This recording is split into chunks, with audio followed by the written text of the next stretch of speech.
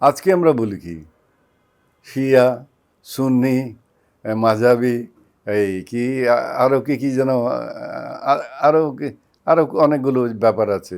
তো এইগুলো নিয়ে যদি আলাপ আলোচনা করতে যাই তখন এক একজন দেখা যায় যে এক একজন সাহাবী বা এখন মেইন সাহাবী যে চারজন যারা ছিলেন সেই চারজনের ইয়ে তো খুব বেশি পাওয়া যায় না, হাদিস তো আমরা খুব বেশি একটা পাই না।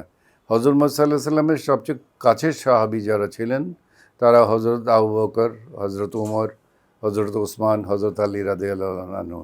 তো এই যে চারজন এদের এদের কিন্তু খুব বেশি ইয়ে পাওয়া যায় না। পাওয়া যায় কাদের কথায়, সেটা অন্য জনের কাছে যারা তারা সাহাবী তার সাহাবী, তিনজন হয়তো দুই পুরুষ ক্রস করে থার্ড পুরুষের কাছে আসছে, তাবেইন তাবেইন তাদের কাছ থেকে আসছে।